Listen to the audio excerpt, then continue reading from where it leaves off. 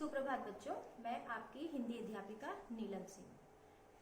जैसा कि हमने कल पढ़ा था पाठ 3 मात्राएं, हम हिंदी व्याकरण में मात्राएं पढ़ रहे हैं। जैसे आपको कल बताया था स्वर की संख्या होती है 11 और स्वर को जब हम चिन्हों के रूप में लिखते हैं तो उसको हम मात्रा कहते हैं। आइए आज हिंदी व्याकरण में हम लोग अभ्यास कार्य देखते हैं। नीचे आपको ये चित्र दिखाई दे रहे हैं जैसे आपने कल किया था। यहाँ पर आपको ये 3 चित्र दिखाई दे रहे हैं।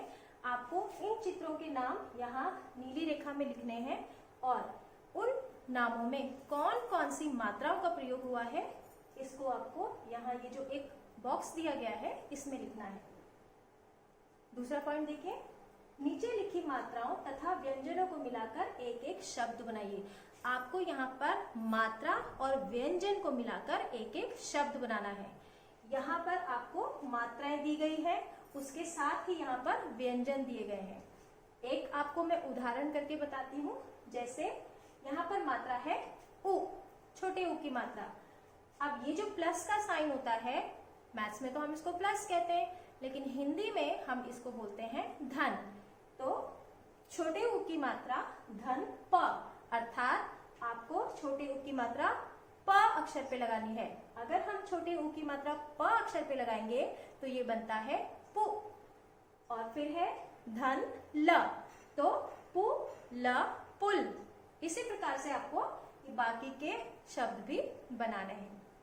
तीसरा पॉइंट देखिए, ड़ और ढ़ लिखकर तथा उचित मात्रा लगाकर शब्द पूरे कीजिए।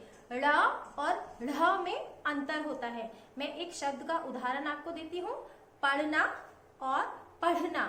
तो पढ़ना शब्द में ड़ अक्षर आता है। पढ़ना का अर्थ होता है कोई भी चीज यहाँ वहां पड़ी हुई है। अरे मेरी किताब वहां पड़ी है। दूसरा होता है पढ़ना, अर्थात रीड करना, मैं अपनी किताब पढ़ रहा हूँ। तो आपको इस तरह से ये जो पिक्चर्स दी गई हैं, ये जो चित्र दिए गए हैं, इनके नाम पूरे करने हैं, लेकिन आपको ये ध्यान रखना है कि कहाँ पर ड़ आएगा और कहाँ पर ढ़ आएगा। चौथा पॉइंट देखेंगे, श या स लिखकर तथा उचित मात्रा लगाकर शब्द पूरे कीजिए।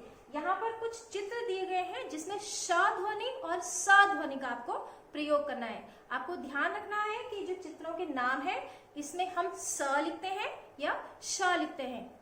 बहुत सारे लोग बोलते हैं शादी और शादी, तो सही शब्द होता है शादी। शादी का अर्थ होता है सिंपल, सीधा साधा। बच्चों ये सारा कार्य आपको ध्यान से करना है। आप इनके चित्र ध्यान से देखेंगे। जब आप शब्द लिखेंगे तो उनकी मात्रा, उनका उच्चारण करके देखेंगे। आप लोग जो भी शब्द लिखेंगे उसका उच्चारण भी करेंगे ताकि आपको अंतर नजर आए। धन्यवाद।